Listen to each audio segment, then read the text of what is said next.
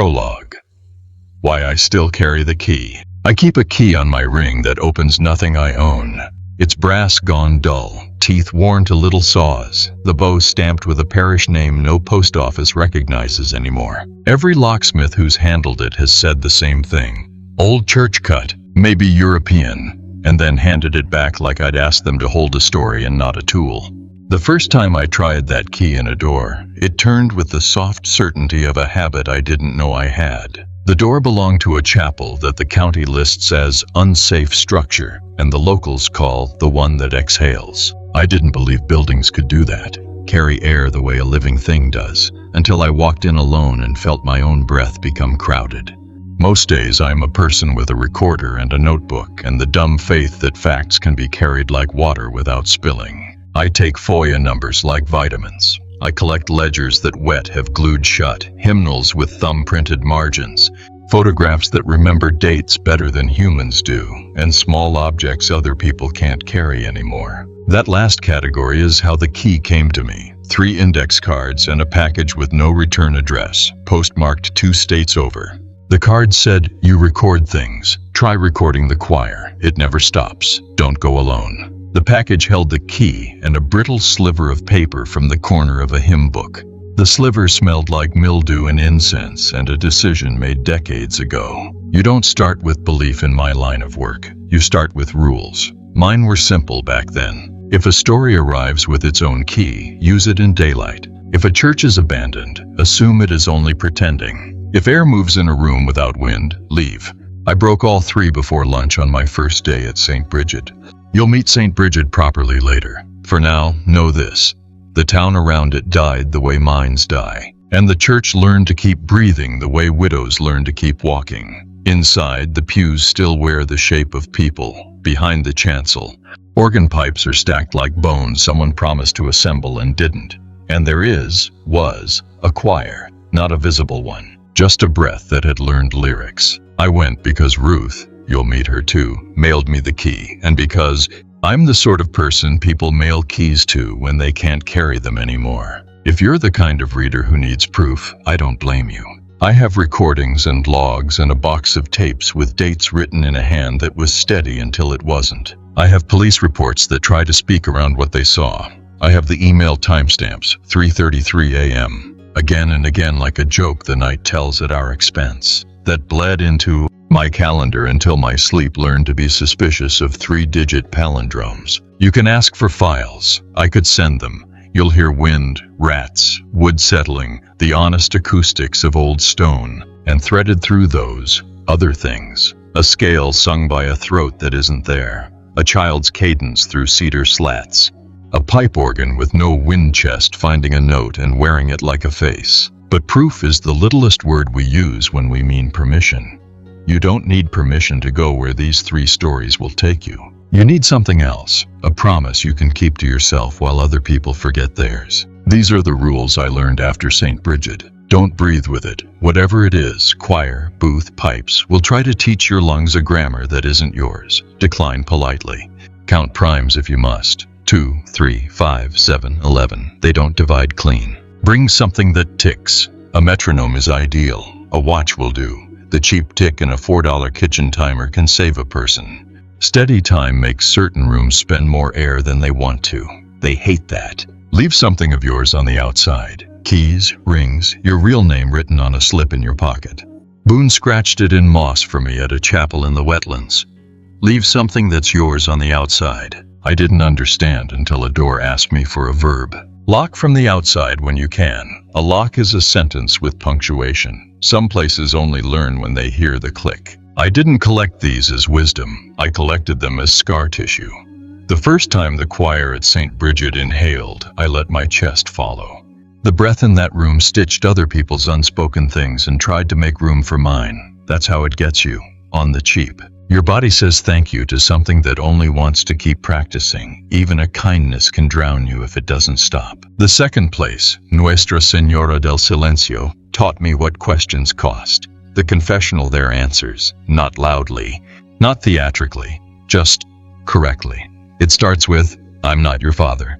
Then it trades, 3 answers for 1. People think that's a bargain until they learn what they've been answering. Ibarra keeps the keys to that chapel the way a nurse keeps a morphine cabinet. She knows how much is mercy and how much is a crime. She handed me a marble the color of river water and the one sentence of graduate school I wish I'd had. Silence is a tool, not a virtue. I put the marble in my pocket and it slowed my pulse. Or I told myself it did. That's another kind of tool. The third place was the door where no door should be, behind an altar in a church that stands on water that can't be bothered to pretend it is land. The locals call it the Chapel of the Sunk Saints because names are life preservers we throw at things we can't swim out to. Down that door is a room with a book that writes the promises people never let themselves finish. The walls are marked with chalked words: hold, stay, enough, tallied like debts. Organ pipes are bolted into the stone without a console, and they sing without air because of course they do. Boone, who tried the door when he was 16 and learned humor the hard way, told me not to finish the sentences I start. He's right. Perfection is how rooms get you. Completion is a trap that looks like mercy. I offered the room a word, and it asked me to conjugate it. I left the last syllable unspent and climbed out with legs that didn't forgive me for days. If this prologue sounds like instructions, forgive me. Introductions should tell you the names of the people at the table and where to hang your coat. This one has to tell you where not to put your breath. Why do I still carry the key? Because these places recognize it. They don't all take it. Not every door does its work in brass, but a key is a promise made metal. People hand me theirs when they're done being the person a door chose. Ruth mailed me this one with index cards and a sliver of him. Boone showed me the knot that lets a key pull a bell. Ibarra pressed a curtain scrap into my palm for when I am tempted to ask wood to do a mouth's job. A key can be a way to say no without using your throat. Sometimes that's the only way no can get out of a building. There is a note I trust and a note I do not. The one I trust lives in the tick of a metronome and the count of primes, the cheap humility of time passing in public. The one I don't trust lives in pipes that sing without breath and choirs that keep breathing after the town stops. If the first note finds you, keep it. If the second finds you, step backward and declare yourself an amateur. There is honor in being unmusical in sacred places. Your lungs belong to you. I will not give you names that people asked me not to print. I have changed the places you can drive to without harm, and I have left intact the ones you can't drive to at all unless a message lands at 3:33 a.m. and insists. I cannot ask you not to go. People go. Abandoned is a dare we can't resist. All I can do is hand you what was handed to me. A key, 3 rules, and the knowledge that some voices in these stories are not dead and not alive, but kept between a word that should have been asked and an answer that never learned where to go. There is one more thing you should know about the key. It is best at locking from the outside. That sounds obvious until you stand in a nave that has learned to inhale and you feel your ribs thinking of becoming architecture. Until you kneel without meaning to, and a booth's curtain tightens because it can smell questions on you like wet wool. Until you take the 7th step down to where the altar hides a verb and realize you could finish a promise. And the room would clap, and you would never again be the kind of person who leaves sentences beautifully unfinished. I have failed at all of this, and I have succeeded once or twice enough to be dangerous. In the pages that follow, I'm going to tell you 3 true stories about abandoned churches that weren't. The first takes you into a choir that mends what people swallow. The second sits you in a booth that answers in a voice a town insisted was buried. The third opens a door that asks for a word and tries to keep you until you conjugate it into obedience. There is an epilogue with a bell and an organ and a letter from a future that turned out to be last week. You can stop reading after the prologue and you'll be safer than I was. You can keep going and you'll know what I mean when I write that sometimes the only honest thing to do is hold and let the sentence rest where it wants. If you do keep reading, carry this with you. Your breath is yours. Your questions are yours. Locks make better prayers than most prayers do.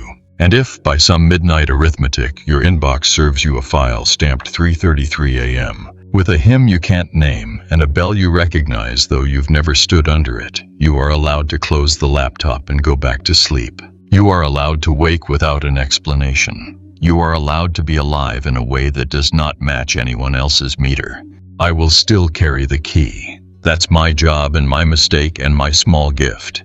If you need it, The shape of it is already in this sentence. If you don't, let the rules be enough. Don't breathe with it. Bring something that ticks. Leave something of yours on the outside. We can go in now. Story I, the choir that kept breathing. If you ever walk into a church and the air seems to breathe without you, leave. That's rule one I learned too late in a mining town that the maps pretend never existed. St. Bridget sat at the end of a road that forgot where it was going. Stone ribs exposed, roof bitten open by storms. The bell tower leaning like a throat clearing a secret. The town had bowed to copper once. Now it bowed to wind. The only thing that kept its shape was the church, as if faith hardened differently than brick. I was there because a woman named Ruth mailed me 3 index cards and a key. She didn't sign the letter, just wrote, "You record things. Try recording the choir. It never stops. Don't go alone." The postmark was from 2 states away, a place called Delmer that couldn't decide whether it was Midwest or leftover desert. Under the card, someone had taped a sliver of blackened paper, friable as mothwing. I recognized the pattern, a corner of a hymn book. I arrived at noon, the hour that should dilute fear. It didn't. The nave was a throat, the pews a line of ribs, the aisle a spine with a carpet that had rotted down to threads. Light came through the nave in coins, as if the sun were paying some debt to dust. There was no organ, just a set of organ pipes stacked like unused bones behind the chancel, capped with rags to keep birds from nesting in them. And there was no choir, not a visible one, but the air breathed. I don't mean wind. Wind is rude. It knocks, it insists, it makes a spectacle. This was intimate. The air gathered and released like a chest. I thought it was the temperature gradient, warm day, cold stone, until I put my palm over a pew back and felt it, a subtle pulse, like the wood was inhaling and exhaling under my hand. I turned on my recorder. The little red light blinked with the confidence of small machines that don't know what they're about to hear. "St. Bridget Delmer," I said, because a date and a place matter when your memory starts making edits to protect you. "Interior is intact. No sign of, I stopped because my voice had sounded like it belonged to someone else, someone who didn't yet understand the etiquette of this place. A whisper rose, not words, not yet, just a fabric sound. The breath of many throats gathered to form a thread. I felt it stitch at the back of my neck. And then, a single syllable, testing itself the way singers do before a note. "Ah!" It wasn't dramatic, not the cinematic blowout you'd expect if you're addicted to jump scares. It was small and private, like a child trying an unfamiliar vowel. But it carried. It hooked into the rafters. The breath of the place deepened, and the air around me took on a shape, the shape of listening. I took 3 steps down the aisle. "Hello?" I said, instantly hating the clumsy human habit of saying hello to whatever might not be human. "I'm here to record." The second syllable came like a nod. "Men?" The pew under my hand sighed, and then the rest of the word arrived from everywhere at once, plural and precise, like a congregation remembering how to harmonize. Des. Amens, I thought, but it wasn't that. It was Menders. I recognized it like you recognize a face in a mirror after a long illness. The choir, whatever it was mending something, or asking for menders, or calling itself the Menders. Language was a coat that hung loosely here. Behind the chancel rail, I found the door to the vestry. The key Ruth had mailed me turned with a softness that salt air usually eats. Inside, a row of cassocks, knotted with dust, a cracked mirror that still believed in faces, a ledger with brittle pages that had glued themselves together. I coaxed it open. The last entry, May 18th, year smeared, rehearsal cancelled. Sister choir remains at practice until Father returns. No names, just 8 slashes, as if attendance had been counted by tally marks instead of people. The breath of the church thickened. When I stepped back into the nave, it had arranged itself into something close to a warm-up. Scales, quiet, under the tongue. I'd recorded choirs before. They start tentative, stick to unisons until a pitch appears and offers a sturdy back to climb. This was different. The pitch was not found. It was remembered. It rose like a smell you can't place until a kitchen from your childhood flickers behind your eyes. I followed the sound. It never got louder, only nearer, the way an idea does. At the front pew, second from the aisle, lay a torn piece of bulletin, St. Bridget Choir. We sing what must be mended. Below, a child's handwriting scrawled, Mom says don't breathe like them, breathe like you're alone. I didn't understand that note until later. On the right transept behind a gate, I discovered the choir stalls. 8 of them, carved with the untidy generosity of a carpenter who loved wood like it was a relative. Each stall had a cushion. Each cushion had an indent where a body had been happy once. And above the stall ends, carved into the finials, were faces, open-mouthed, forever mid-phrase, tongues flat, throats exposed. A more pious person would have called them cherubs. I called them accurate. I pressed record against the gate. If you can hear me, I don't want to hurt whatever you are, I said. I want to understand you. The 3rd syllable came out of the wood like sap. Re. Somewhere, a bird made the mistake of flying through the broken rose window. It veered hard, hit a beam, and tumbled. The breath of the church paused, as if a conductor had lifted his hands. The bird recovered and found the open sky. The breath resumed, and the next syllable, turn, return, or return, to turn again. I listened until the word did what words do when you stare at them too long, lost its edges, slid into its own shadow. I wouldn't have understood any of it if not for Ruth's 2nd index card, which I found wedged into the hymnal shelf as if someone had tried to swallow it into the wood. They don't sing new songs, it said. They sing what people swallow. They pull it back up. They mend it so it can go somewhere. If you breathe with them, you'll forget who you came here as. Bring a metronome. Breathe alone. I don't own a metronome, but I own a trick. I speak numbers in prime. 2, 3, 5, 7, 11. Keeps your breath on a pattern nothing else is using. I set my mouth to primes and spoke them quietly as I stepped into the choir stalls. Up close, the cushions were not indented. They were worn thin, as if something weightless had sat there a long time. The wood was warm, warmer than sun could account for. On the 3rd stall from the front, my fingers caught a burn mark. Letters. The grain had swallowed some of them, but I read what it would allow. We sang what they couldn't say. We kept them from choking on what they couldn't swallow. The breath shifted. The choir inhaled. And then I heard it properly. Not the breath, but what wrote on it. Snippets, fragments, half-words and the cartilage between words. A woman's don't tell your father. A man's I didn't mean to push. A child's, it was blue. The water was blue, and then a cut, as if the scissors of silence had done their job. Confessions. Not absolutions. The raw, unsanded confessions that never found a priest because language failed before the mouth opened. The choir sang them back.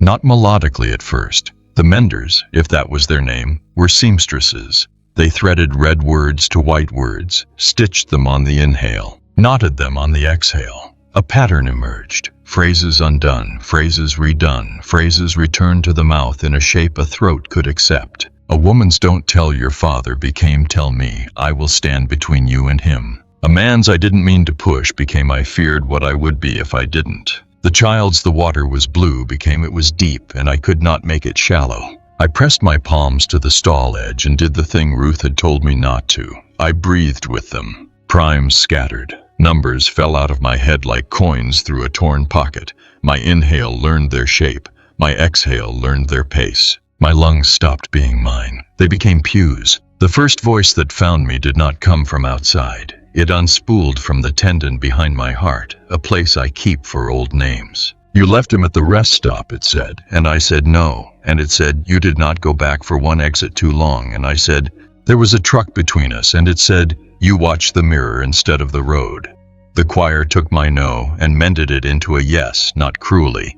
Not as accusation, but the way a nurse presses a dressing, firmly enough to stop the bleeding. I almost hated them then. The stalls vibrated. A note formed, low, human, dangerous because it wasn't. The note did what tones do when the body remembers them from womb days. It bypassed the ear and entered through the bones. My knees went. I sat. The cushion admitted me like a confession. The ledger had said 8 marks. I was a 9th that didn't belong. I don't know how long I stayed. The sun traveled. The dust coins shifted. The bird returned with a friend and then thought better of it. The red light on my recorder held. My breath learned to be mine again, but the shape of it had altered. like clay that had been pressed against a mold too long. I left when the bell tower cleared its throat. It didn't ring, not truly. It coughed a rope cough, the sound of frayed fibers remembering tension. The choir paused to listen. I took that as permission, or mercy. I stepped backwards, because turning your back on a thing that has taught your lungs a new grammar feels like blasphemy. At the door I found Ruth. She wasn't a ghost. She was a woman with wind-bitten cheeks and eyes the same dry green as old hymnals. She held a thermos like a relic. "You didn't bring the metronome," she said. "I brought primes," I said, as if that were a sane sentence. She smiled without showing teeth.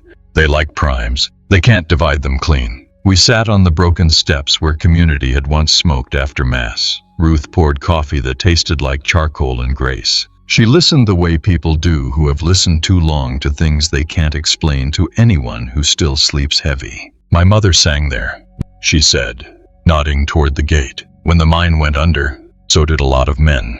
Bodies came up hard. Words didn't come up at all. Father Tolan, he thought the choir could do what he couldn't. He said there are two kinds of drowning, in water and in sentences. He taught the women to carry air for other people, to breathe for them until the words took. Did it work? I asked, even though my lungs had already answered, yes, in the way a broken bone works after it's set. Different, but capable. It worked until it didn't, she said, until the choir forgot to stop breathing when the town did. We listened. The inside of St. Bridget seemed to fill and empty, like an enormous mouth sleeping with Faith's jaw slack. The sound was not scary, not the way night things are when you want them to be. It was domesticated dread, like a storm that has been broken to saddle and now lets children ride it in circles. "Why did you send me the key?" I asked. "Because I can't carry it anymore," she said.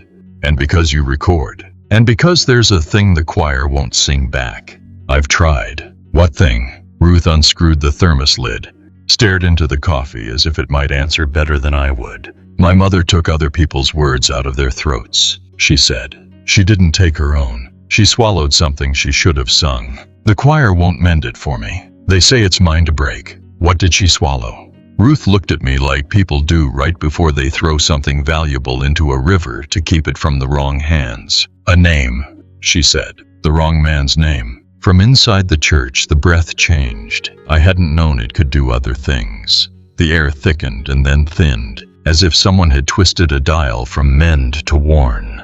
A sound like fabric under strain stitched through the nave. "They heard me say it," Ruth whispered. "They're asking me not to." "Don't what?" "Don't give it back." I stood before I realized I had. My legs didn't like the decision, but fear is an organ with its own blood supply. "What happens if you do?" "The town breathes like it used to," she said, and then, quieter. "And my father will have to learn to die a different way." We carried our bodies back inside as if they were heavy instruments. The choir stalls acknowledged Ruth the way dogs admit the person they were trained to obey. She didn't sit. She stood in the aisle, as if the wood needed to see her mouth. "My mother sang for you," Ruth said to the empty seats. "She stitched your words until they could pass as harmless through your front doors. She forgot to stitch one thing for herself. She swallowed his name. She swallowed and swallowed it until it grew teeth. I thought the choir would answer with breath. It didn't. It answered with pitch. A line rose, pure, dangerously pure. The purity of things that kill bacteria and nuance. It wasn't melody. It was an incision." Ruth closed her eyes. "If I give his name back," she whispered, "the choir will have to mend what happens next. But they won't. They only mend what was swallowed by accident. They don't mend what a town chose." Outside, the bell tower finally found a note. A single scarred clang fell through the hole in the roof and shattered itself on the floor.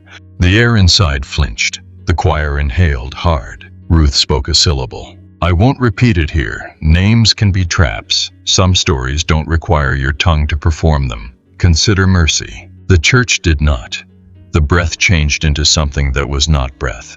The menders turned into judges, not in anger, but in physics. The air pressed forward as if to catch the word before it hit the floor and broke into history. Something moved in the choir stalls. Not a body, an absence. 8 cushions sank without weight. The carved mouths opened further by the width of a splinter. The ledger on the vestry desk flipped its own page.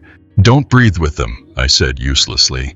Ruth exhaled. It wasn't surrender. It was a woman returning air she had borrowed from a mother whose lungs had belonged to everyone but herself. The choir took the name Ruth had spoken and tried to mend it. It failed. The sound you hear when a needle snaps inside a seam ran through the church. The breath stuttered. And then, quiet. The kind of quiet normally reserved for the moment after an apology that cannot be accepted. Ruth put the lid back on the thermos. "That's that," she said. "What did you do?" I asked, because humans are clumsy with conclusions. "I gave it back to the air," she said. "It will find who it wants." We left. The key turned with the reluctance of a witness. The sun had quit the sky without telling anyone, and the road had forgotten it had an end. I looked back only once. The rose window's broken eye watched us like a pupil that had learned there would be no more lessons. That night, in a motel whose carpet had memorized every stain, I listened to the recording. I heard my numbers, breaking like surf on a shore of syllables. I heard the choir remember how to breathe. I heard Ruth's mouth borrow and return a vowel. And then, somewhere in the sound that followed, I heard a town remember that air belongs to whoever's lungs will dare to use it. The next morning my inbox held a message with no sender. Subject line, "Do not breathe with the next one." Attached was a photo of a confessional booth, its curtain drawn taut as a held breath, and a timestamp from a chapel that had been shuttered in 1998. I replied to no one. "I won't." Then I packed the key, and I drove toward the second story. Story 2. The confessional that answered in a child's voice. If a closed chapel answers you, don't argue. Doors and wood have longer memories than you do. The email landed at 3:33 a.m., same minute the old organ in St. Bridget had liked to clear its phantom throat.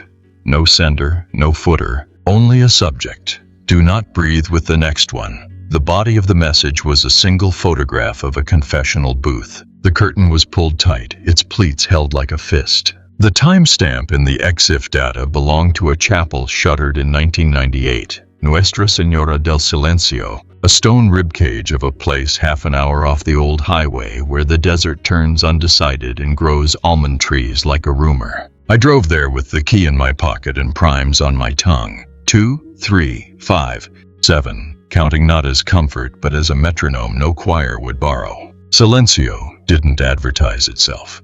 The lane had surrendered its right to be paved and gone back to dirt. Thornbush hedges knuckled up to the low wall. A chalk sign still clung to the gate, sun-blind and cracked. Habel despacio, speak slowly. The O in despacio had been rubbed into a 0. I had a recorder, a contact mic, an old lapel mic with insulation peeling like snake shed, and the sense that the air here obeyed a different set of rules than lungs usually write. The main door stuck and then forgave me. Inside smelled like cedar and honey wax, and a secret kept too long. Light came in thin, respectable shafts through clerestory slits, enough to count dust by, not enough to count on. Benches were short, as if built for knees used to kneeling more than they were used to standing. The confessional crouched along the north wall, a booth of dark wood with a grill, the size of a palm, and a curtain that looked like it had learned to hold its breath. The curtain moved, not a draft. Drafts do not remember the rhythm of lungs. "Don't start with the blessing," a voice said behind me, soft and practical. "If you say the words, it thinks it knows you." I turned. A woman stood in the doorway with the sacristan's keys on a ring so old the brass was the color of old lemons. 50-something. Hair in a knot that had survived wind and arguments. Eyes that had clearly told priests no more than once. "Ibarra," she said, offering a hand, then thinking better of it and drying her palm on her skirt. "My mother kept this place until they boarded it up. I keep it from being eaten by goats. You're the one with the recordings. I'm the one with a bad habit of writing things down," I said. "And the key people mail me when they don't want to carry it anymore." Señora Ibarra nodded like the world had finally agreed to say aloud something she'd known since '98. "You shouldn't be alone here," she said. "But if you must, don't sit. The booth likes height changes. It takes a man from standing to kneeling to teach him his place again." "I won't kneel," I said, because I needed a promise I could keep. "Good," she said. "And don't breathe with it. When it inhales, you hold. When it holds, you count." Primes already tasted like pennies. 2, 3, 5. "Not out loud," she said, almost smiling. "It likes a show. We stood side by side, looking at a box meant to organize conscience. The carved edges were precise but undecorated, as if the craftsman had been in a hurry to finish a thing he had been asked to finish by a man who would not take no, who would not take yes, who would only take a completed object and call it obedience. They closed it after the flood, Ibarra said, voice small for the first time. 96. The river came like a rumor you wish wasn't true. We lost a bridge, and a boy. She kept her eyes on the curtain. His name doesn't need your mouth. Leave him in mine. I nodded. Names have a way of finding their own level. What happens if you start with the blessing? I asked. It answers, she said, in a voice the town insists is buried. And then it asks. The first time, the priest laughed. The second time, he resigned. The third time, the police came at midnight to ask it where the boy had gone. And did it answer? It said, I'm not your father. It says that first to everyone. After that, it speaks only to what you weren't brave enough to ask. I stuck the contact mic under the shelf where penitents would have rested elbows while they went inventory diving. I clipped the lapel to the grill. My little recorder rested on the floor like a mouse that had learned to be still. The red light blinked. The curtain did not. Outside, a white dog barked at the wind and then forgave it. Inside, dust practiced being a sacrament. I took one step closer. If I say nothing, I asked. It understands silence better than language, she said. But it makes you pay for quiet with your own kind of quiet. What kind is that? The kind where no one answers back. She left then, or pretended to, her keys soft chiming in the doorway. She didn't go far. I could feel the kind of attention that knows how much to give and how much to keep to itself. I stood. I did not kneel. I did not bless myself. I let the fact of my lungs sit where they were and refused to sign them over. Then I said, I'm here to record. The curtain pulled tighter. I hadn't known fabric could clench. The wood behind it stretched audibly, the way an old house will stretch when it hears weather coming. A breath arrived, not mine, not human exactly, a learned breath, an imitation of an imitation. It inhaled. I did not. It held. I counted. 2, 3, 5, 7. The voice when it came was not a scream or a wail or a ghost's theater.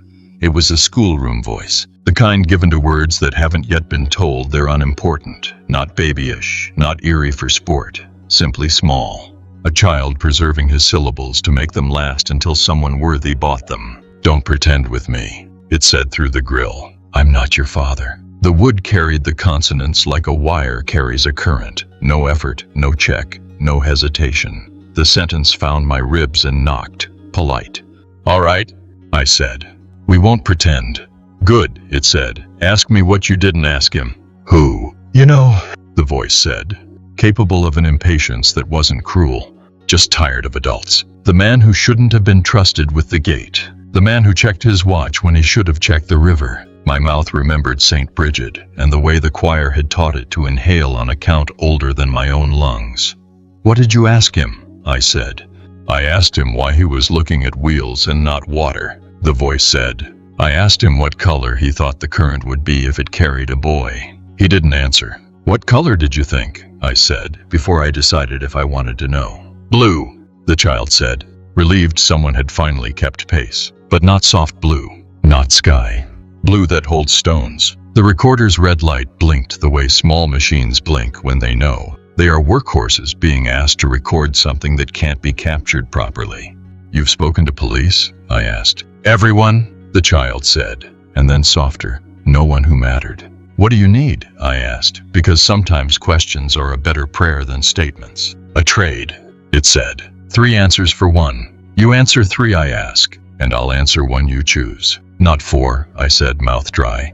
Don't ask me 4, the child said, voice low. People who ask 4 leave without the thing they came with. You'll know which thing. Ibarra shifted in the doorway. I could feel her not looking at me. Ask, I said, because curiosity and obligation share a root system. The booth breathed. I did not. It held. I counted. 2, 3, 5. Then, what did you keep instead of keeping a person? The child asked. The rest stop door in my head banged open. I watched a truck roll between me and a man with a coffee cup and a joke and the kind of shoulders you don't realize lean until you no longer have them to lean against. I watched my mirror instead of the road. I watched the mirror for 2 exits too long. I kept my schedule, I said.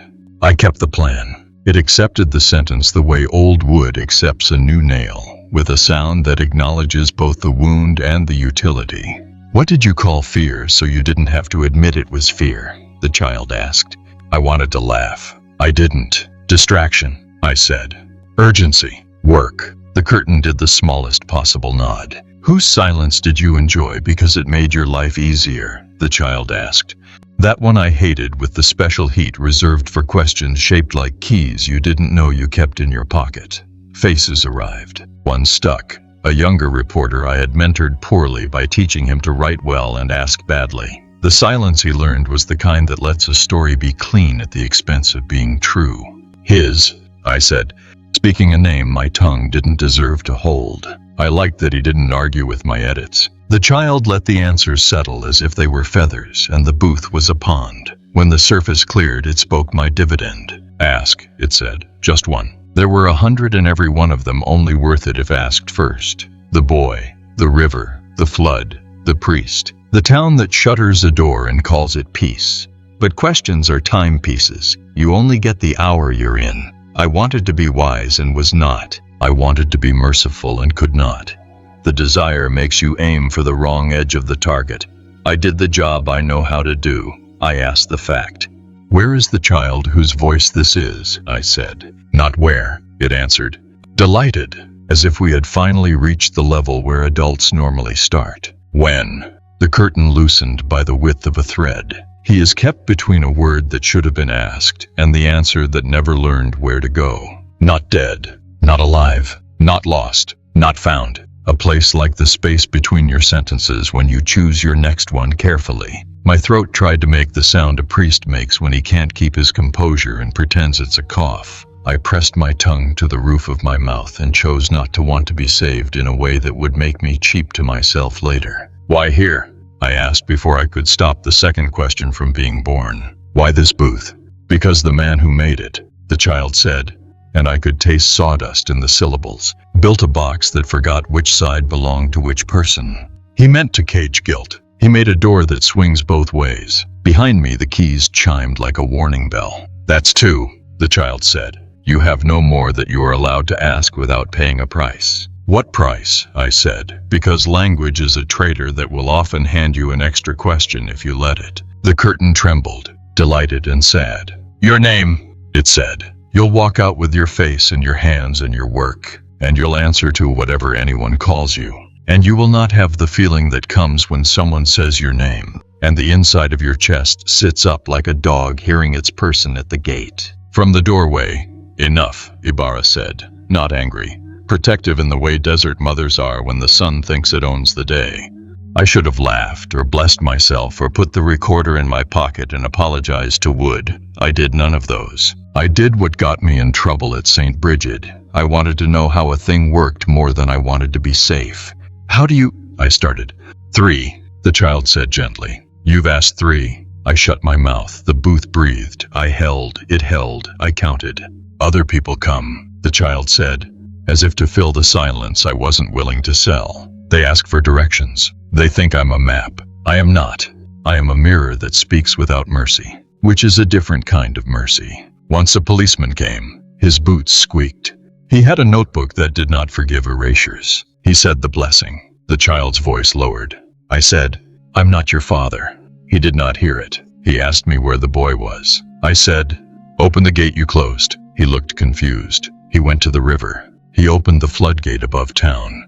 He wanted to prove I was wrong. The water came in slow enough to fool men who were used to seeing water behave fast. The town learned a different way of fear. They boarded the chapel. They told each other closing a door is how you keep a voice from having a body. That gate story, I said, careful to keep the sentence declarative and not a question, is not in the police report. The child made a considering sound that made the hairs on my forearms sit up. Town wrote a different report, it said. Town writes so it can live with itself. Ibarra stepped back to the booth like a woman approaching a sleeping dog that wakes when it wants. Little one, she said. Spanish turned the phrase into honey. We have a visitor who does not belong to the fault that made you.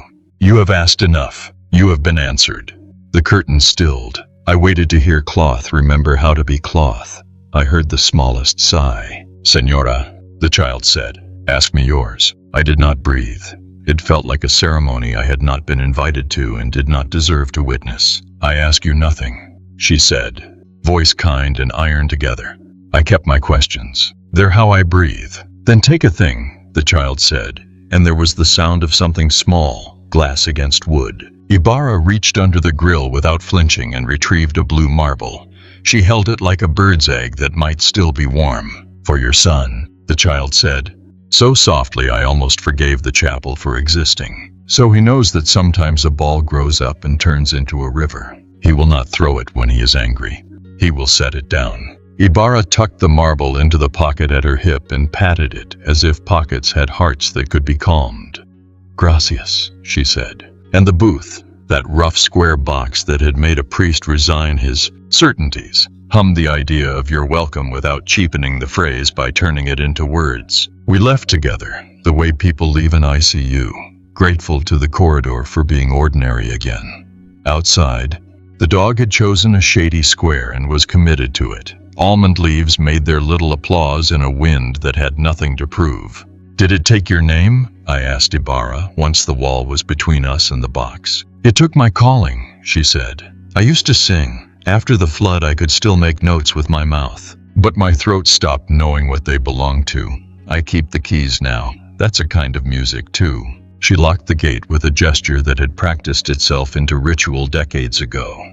You will want to go back in, she said, eyes on the dust working itself into the seams of my jeans. Don't. I won't ask for, I said, instead of promising anything useful. That's not how it gets you, she said. It makes you answer a fourth. We stood there until standing became a way of saying goodbye. She pressed the blue marble into my palm. I can't keep it, she said. I shouldn't, I said. That's why you will, she said, and closed my fingers over the glass. It was warm. It swallowed my pulse and gave it back to me slower, as if marbles know how to pace a human. That night, in a motel where the ice machine was a minor deity people prayed to with quarters, I laid the recorder on the table and listened. The contact mic had caught more than the lapel. Wood has a way of carrying speech that isn't just sound. I heard the grit of the child's teeth on certain consonants. I heard a faraway water remember a town. When I slowed the file down to half, I heard something else under the child's voice. A thin, adult breath, the kind a man takes when he's trying not to cry in front of an altar. I didn't publish any of it. Not yet. The story didn't belong to me. Some do, because you earn them with your time or your harm. Some don't, because they are still happening, and you would freeze them wrong if you pinned them to a page too soon. At 3:33 a.m., the anonymous account wrote again. Leave the booth, it said in the subject line. The body was an image of an altar I had never seen. Plain planks, a crucifix with its face sanded gentle, and a pine door tucked exactly where the table's shadow should have been. Dimensions scribbled in the corner as if somebody's hand had outrun his sense. Width, height, depth, and one word underlined twice. Below. I closed the laptop and held the marble to my eyelid like a child fixin' to play pirate. When I looked through it, the room went river blue. No softer for it. Here's what I can tell you without giving up what shouldn't be given. Nuestra Señora del Silencio is closed because silence there is not the absence of talk. It is a tool. The confessional doesn't absolve. It returns questions to the mouths that failed to form them small enough to swallow. If you go, don't bless yourself unless you want the booth to treat you as a man asking for permission. It's not your father. It's not anybody's. It is a child who learned to answer in the only tense that never lies, the present. I can also tell you this. When you're about to open a door built behind an altar in a church that pretends it doesn't have a basement, you will be tempted to bring candles, rope, a friend, a map, your bravado, your prayers. Bring them if you like. Bring also a promise you can keep. Mine was simple. I would not let another thing in this world teach my lungs a grammar that doesn't belong to them. I slept with the key under the pillow that night, which is magical thinking and not a method. In the morning, the dog had chosen a different square of shade, and the road out remembered being a road long enough for me to choose it. The door in the photograph waited in a church across the wetlands. where planks learn to warp themselves wholly and the ground forgets the difference between standing and floating. A place where people don't just lose names, they lose their weight. That's another story, and I'm going to tell it in the voice we've earned. Story 3. The door behind the altar. If a church builds the door behind its own altar, it isn't hiding a room, it's hiding a choice. The anonymous account sent me the photo at 3:33 a.m. because of course it did. Plain pine boards, cross-hung gentle, as if whoever carved it had been taught to sand the face first. And that door tucked where the altar's shadow should have finished. A rectangle the color of dry bread. Dimensions scribbled in the corner of the image like a man had tried to measure the thing that was measuring him. Width, height, depth, and one word underlined twice in a hand that didn't want to admit it was shaking. Below. I drove south until pavement forgot its name and the wetland said it would remember it for a fee. Cypress knees rose like teeth from a jaw that had never agreed to stay put. The church didn't have a marker. It had an instruction, a plank walk that let you believe in straight lines for the length of 3 inhalations. The locals called it the Chapel of the Sunk Saints. The state called it an unsafe structure. The map called it unnamed. I parked where land made its last sensible argument and carried my kit the rest of the way. Recorder, headlamp, chalk, a length of rope I told myself I wouldn't use, the blue marble the confessional had given to Ibarra, and she had pressed into my hand. The marble made my pulse slower, or that's what I decided because humans love charms, even the skeptical ones. The key Ruth had mailed me sat in my pocket, heavy the way ideas are heavy when you've already used them once and they worked. A man sat on the rail near the steps, bare ankles in the green water, toes confessing to minnows. 70 maybe. But that number had gotten rained on. It ran. He had a hat that had learned humility and a face that had negotiated more than one hurricane. "You're late," he said without looking at me. "Tide doesn't wait for reporters." "I don't work for anyone," I said. "That's the problem." "Uh-huh." He lifted his feet, shook water off like a dog shakes rain. "Name's Boone, not the famous one. I tried the door when I was 16. It keeps count." "Of what?" "Promises. You give one at the top step whether you mean to or not. That's how it gets you, on the cheap." He stood, the knees admitting a year count, his voice wouldn't. "Don't say words you don't have to. It loves extras." "I'm here to record," I said, which is the most honest and least helpful sentence I've ever had to keep saying. "Then record this," Boone said, and bent to scratch something in the moss that had trained itself to be a carpet. "Leave something that's yours on the outside, so you've got a path back to the name you'll forget." I reached into my pocket. The marble looked back at me like an eye that believed in rivers. "This isn't mine," I said. "Good," he said, smiling without the weaponry of teeth. "It's harder to steal what you borrowed." Inside smelled like white pine that had tried hard to be cedar and failed honorable. Pews hadn't warped so much as they had learned to breathe with the humidity. The floor flexed when I shifted weight. Boards do not like to pretend the world is solid when everything under them says it isn't. The altar was as simple as in the photo. A plank table, a cross with a face sanded kind, and the door tucked in like a secret a child thinks is safe because it is hidden behind the thing adults stare at. No lock, a dull iron pull. Someone had once chalked a cross on the wood and then smudged it off with 2 guilty thumbs. Above the pull there was a faint discoloration. The color wood gets when a hand learns it every day. Oils, tears, breath, that's a religion too. I set the recorder on the altar's lip.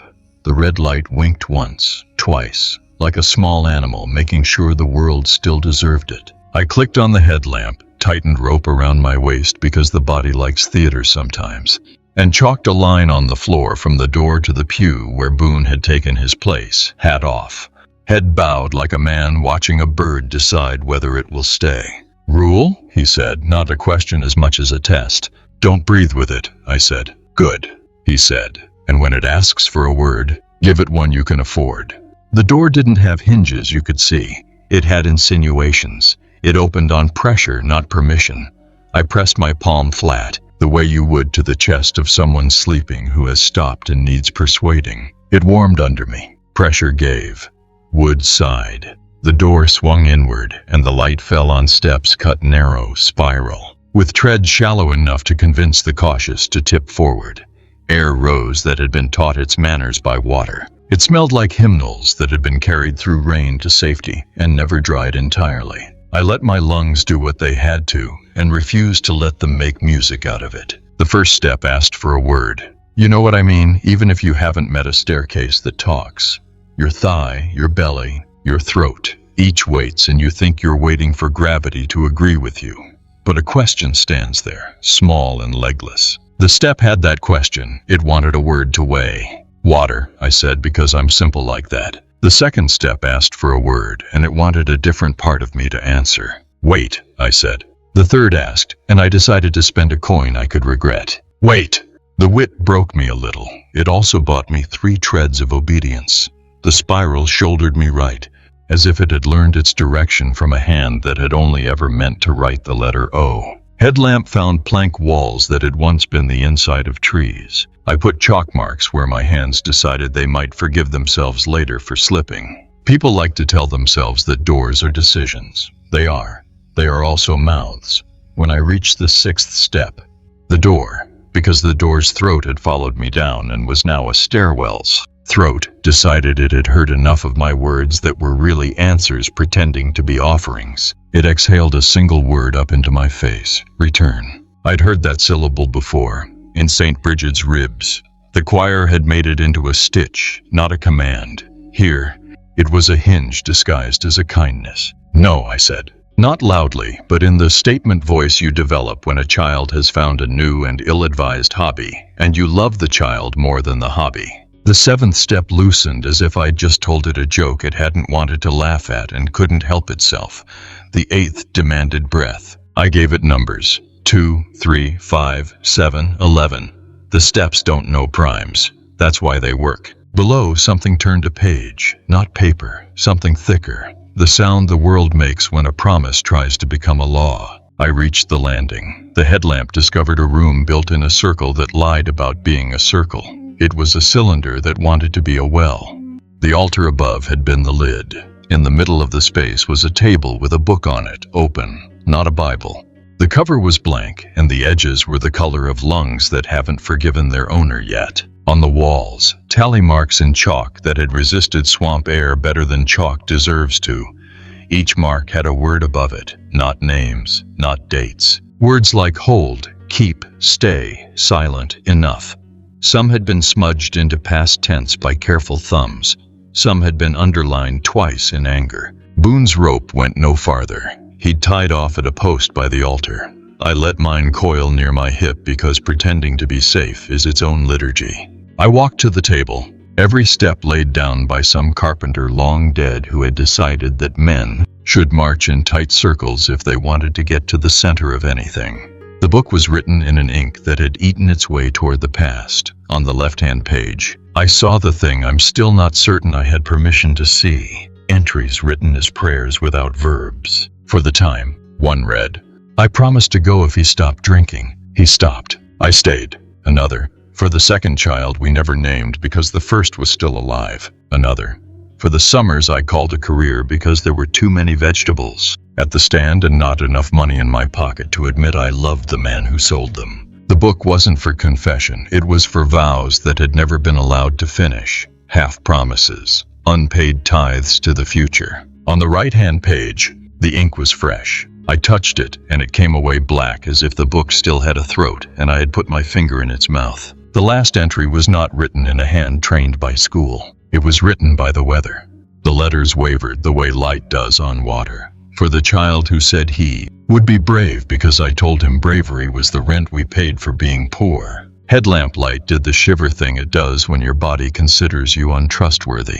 I looked up. Across from me, a section of the circular wall had been fitted with organ pipes. No console, no keyboard, just pipes, ranks of them, mouths like open prayers. The room did not have the square footage to permit those pipes to speak in any human manner. They were installed like someone had wanted to build a throat and hadn't had the budget for a full system. They sang without air. I don't know a better way to say it.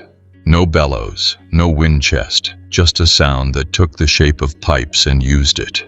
A single low note, like the thought a storm has before it decides to announce itself. The sound curled around my sternum and told it to stand up straighter if it wanted to hold. The steps above me listened. The word the door had said, return, hid in the harmonics and tried a different costume. Turn. Don't follow the organ, Boone had said from somewhere above. His voice reached me. Thin rope of sound. It doesn't go anywhere you can stand. I'm not moving, I said, which was true if you defined movement as walking. The rest of me was a procession. The book turned a page by itself in the dignified manner of old judges and well-trained ghosts. New page, fresh ink. The pen was invisible. The hand was not. The room gathered itself as if for speech, and my head filled with the kind of quiet that makes you believe you owe it something. Offer, the room said. Everything in me that had learned to be polite stood up and began to remove its hat. I do not make a habit of bargaining with rooms, but there are geographies that train you quickly. I don't give what I can't keep, I said. That is not what you mean, the room said. And the pipes found a higher harmonic that sounded like pity and made me want to be cruel just to keep the balance.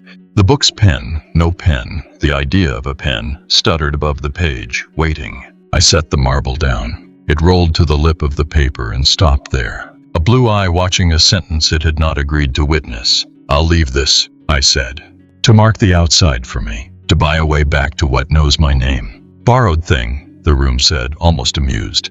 Exactly, I said. It's honest that way. The pipes lowered their thought. Somewhere above, something with wings considered the hole the headlamp made and decided to avoid it. The spiral stairs exhaled. The page accepted the marble the way a shoreline accepts a bottle with a note in it. Unimpressed. Attentive. Offer accepted, the room said. Word?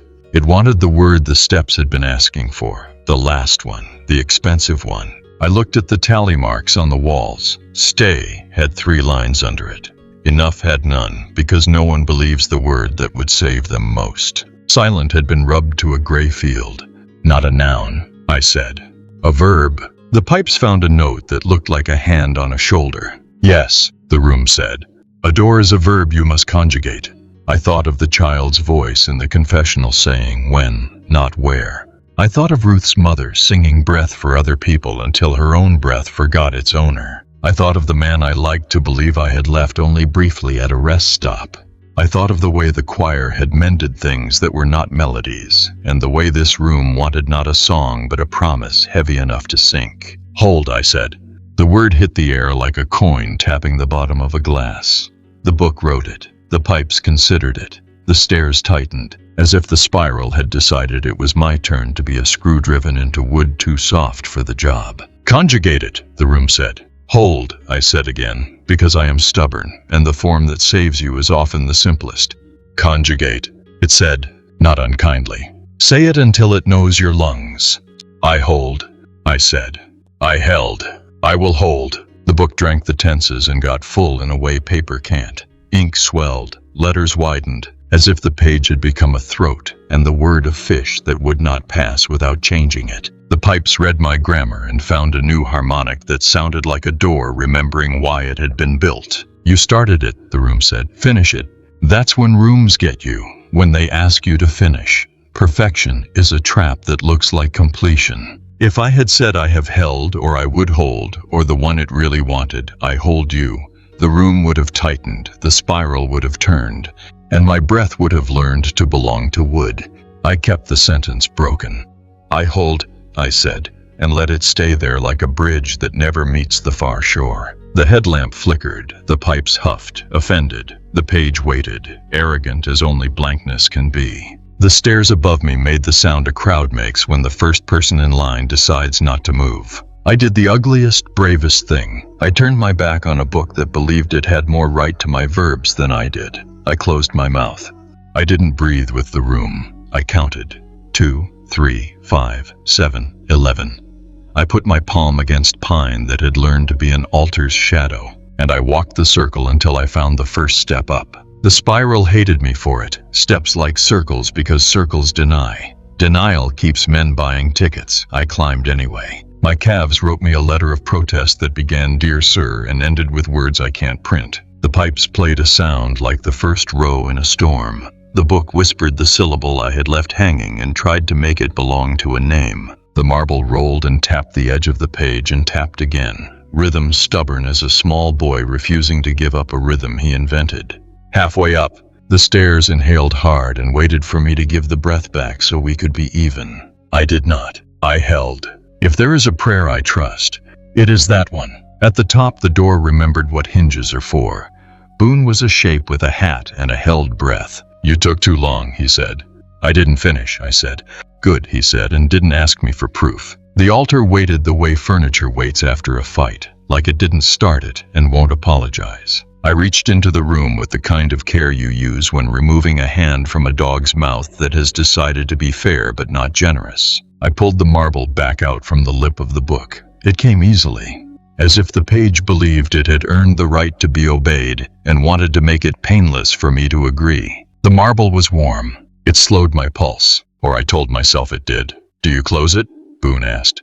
"From which side?" I said. "That is the only question," he said. "I closed it from the outside because I have learned to be partial to outsides." The wood met the frame with the sound of a man settling into a decision he suspects will be misquoted. The room below breathed once, offended, and then spent its anger on a note it thought sounded like dignity. It didn't. Boone and I sat on the steps and listened to wetlands make their argument for forever. Dragonflies wrote their fast little cursive in the air. Something surfaced not far off, looked at us, and forgot us cleanly. Boone tapped the chalk words he'd written in moss with the toe of his boot. "Leave something that's yours on the outside." "What did you leave?" I asked. "My laugh," he said. "It sounded like my brother's. I wanted it back. The door wanted it too. It wanted to make it a bell. Bells are just laughs that forgot what they were for." "You ever go back for it?" I said. "I learned new jokes," he said. "That's the craft of living." Reporter. When an altar keeps the old ones. We walked out together. The plank walk bragged it was straight. The water told it to hush. At the car, Boone took off his hat and looked into it as if it owed him an answer. "Don't publish," he said. "Or do. It's going to happen again either way. All I ask is you tell them not to finish what they start." "I can't teach strangers to leave sentences broken," I said. "It's not how we're wired. You can tell them to hold," he said. "Then let the holding do the teaching." He went back toward the chapel with a fisherman's gait and a judge's patience. I drove until the land stopped being wet out loud and only remembered it in ditches. In the motel, the recorder played back a sound I didn't put there. Under the count of my primes and the scuff of my boots and the page that turned itself, the pipes had said a simple thing in a grammar I didn't teach them. "I hold you." It wasn't me. It wasn't the room either. It was something with a voice that had decided the cheapest way to get what it wanted was to let me walk away believing I'd kept it. The anonymous account wrote at 3:33 a.m. "Do not follow the organ," it said. Attached was an audio file of pipes playing a hymn no one could name, recorded in a bell tower I recognized by the way the wind made decisions. The file name was a date, next week. The sender's name was a key I'd already carried too long. Epilogues are just doors with literary training. I told myself I'd sleep first. I didn't. I put the marble in a glass by the sink and watched the water around it go river blue. "Hold," I told myself. I held, and the organ, wherever it had learned that note, asked me very sweetly to finish. Epilogue. Do not follow the organ. The email arrived dated next week. I don't believe in messages from the future. I believe in unsynced servers and men who don't set their clocks. But the subject line, "Do not follow the organ," landed at 3:33 a.m., and my hands knew the time even if the header lied. Attached, an audio file that started with wind trying to pronounce a bell tower and then gave up, and after 8 seconds, pipes. Not notes you could hum. A line of air that found a shape and wore it like a face. St. Bridget had no organ, just pipes stacked behind the chancel like bones a carpenter promised to assemble later and never did. In my recorder from the mining town, I could hear those rags stuffed in the mouths to keep birds from nesting. The file ignored the rags. The file ignored physics. The file said, "Come." I obeyed because I'm bad at pretending I know better after I say I know worse. On the drive, I called Ruth. She didn't answer. She texted instead, 3 words that were either blessing or resignation. "Bring the metronome." I do not own one. I brought primes. 2, 3, 5, 7. The blue marble rode the cup holder. Every stoplight turned the car into a river, and me into a man who had promised to learn. Delmer hadn't changed. Wind does its work slowly so no one has to admit the day something ended. St. Bridget did what ruins do when no one is watching, looked newly built from far away and older than the idea of prayer up close. The rose window's broken eye watched me park. The nave breathed. I didn't. Ruth sat on the steps with the thermos and a face that had been asked to be the older sibling of a town that refused to learn. She didn't say hello. She said, "Don't go alone," and stood. Inside, nothing had been moved, which is a way of saying everything had. The pews remembered bodies. The choir stalls remembered women who'd learned to carry air for other people and forgot to carry their own. The breath of the place thickened when we came in, like a beast settling its weight in anticipation. The pipes behind the chancel were still stacked, still capped with rags. They played anyway. Not loud. Loud would have been mercy. This was a note that believed it was your own thought. It threaded the air and found my ribs and asked them to rise on cue. I counted. 2, 3, 5, 7, 11. Ruth set the thermos on the rail like a sacrament and pulled a small brass metronome from her bag. She wound it. The arm ticked with the stubbornness of a heart no longer interested in being romantic. "They hate steady," she whispered. "It makes their breath feel expensive." The pipes flattened the note into a ribbon and laid it across the nave. The ribbon feathered at the edges where dust turned it visible. My recorder's red eye blinked, reliable and small. Somewhere overhead, the bell tower cleared its throat. "Don't follow the organ," I said, which is the sort of sentence that teaches a mouth to taste its own fear. Ruth nodded. "We won't," she said. "We'll make it follow us." She set the metronome on the front pew. The tick bled into the wood and became a click I felt against my palm on the pew back. A human pace, insistently uninteresting. The organ didn't like it. The ribbon of sound frayed. The note sought a height worth the effort. The breath of the church adjusted the way a crowd does at a concert when the opening act admits it is the opening act and leaves. "I tried to give it his name," Ruth said, eyes fixed on the pipes. "But names are doors, not keys. It wants a vow." "What kind?" I asked. "The kind that breaks something," she said. I thought of the room below the altar in the wetlands. The book, the words that were verbs, the pipe mouth that sang without air because it could.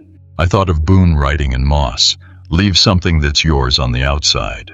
I put the marble on the chancel rail. It glowed river blue in the nave's light like a small, honest lie. The organ changed strategies. Instead of a line, it offered syllables. Not words Ruth had heard or I had recorded. The syllables from Silencio's booth. The child's voice, grown taller but not older. "I'm not your father." Spoken through pipes that had never learned Latin and therefore were fluent in grief. Ruth didn't flinch. "We know," she said to the air. "We're not here to be pardoned." The metronome ticked, a wooden insistence. From the vestry something moved. Not a person. Paper.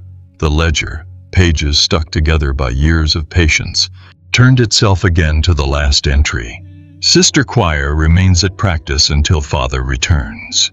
The 8 tally marks darkened, as if fresh ink had been poured from some decent century. "They don't stop until someone says stop," Ruth said. "Who has to say it?" I asked. "The person who kept them," she said, which sounded like a sentence I wanted to make into philosophy until I heard it ask me to pay in cash.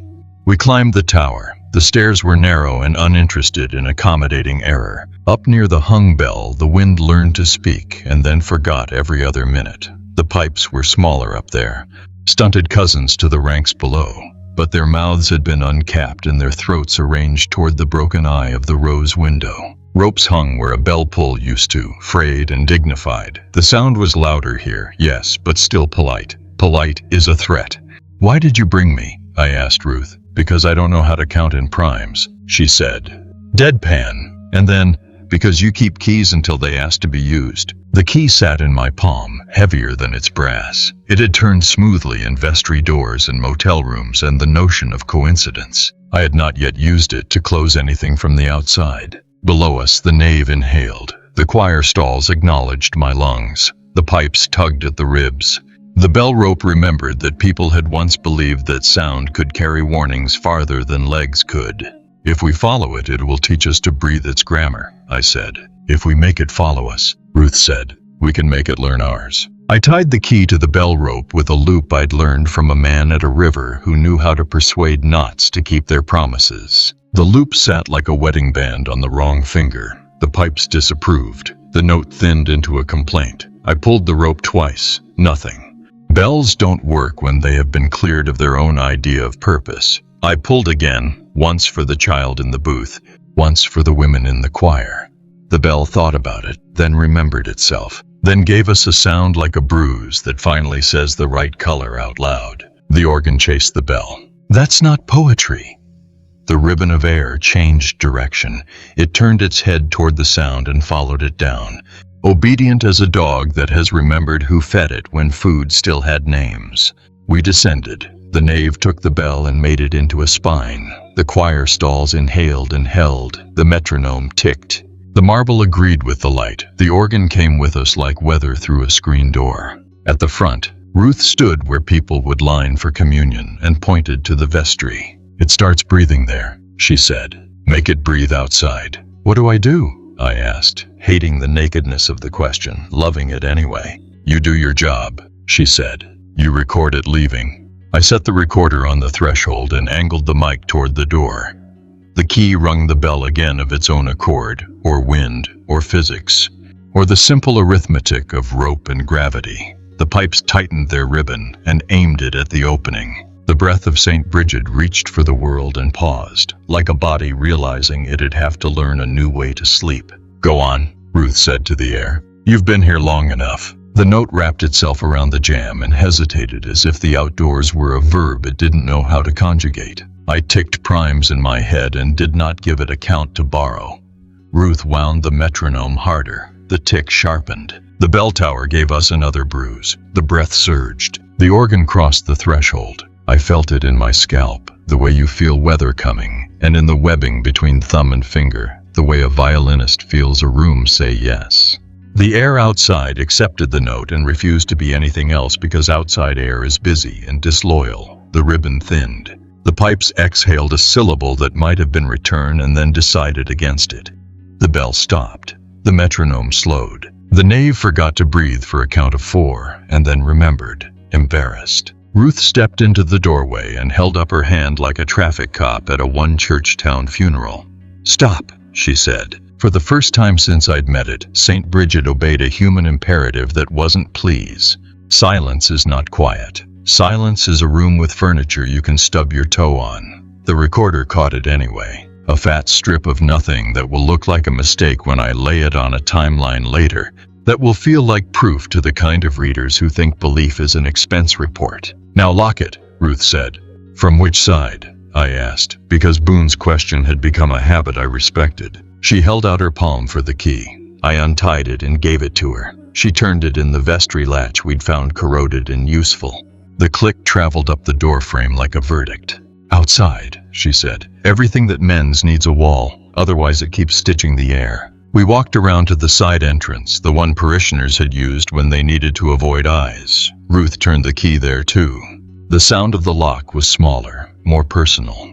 After the second click, the breath of the nave evened into something domestic. Not holy, not sinister, something in between you can live with. You'll get emails, Ruth said.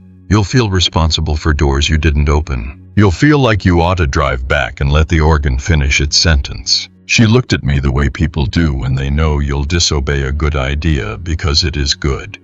Don't. I won't, I said. We sat on the stone with the thermos between us. Coffee did what coffee does when it has no competition, offered itself as a reason. By the road, a sign someone had hand-painted and nobody had stolen years ago still promised a pancake breakfast on a date that would never come again. The town went on refusing to exist. The sky had the color of bruises that fade. Did you give the name back to the air? I asked. Ruth shook her head. Names are stairs, she said. You think they go down because down is where secrets live. They go up. They bring things into a place where everyone can see them, where there's no choice left but to be a person. What happens now? I asked. The choir learns to breathe alone, she said, so the rest of us don't drown in their practice. When she left, I packed the recorder, the metronome, the rope. The marble I left on the chancel rail because it was never mine, and because some rivers are smarter when you don't return what they loan you.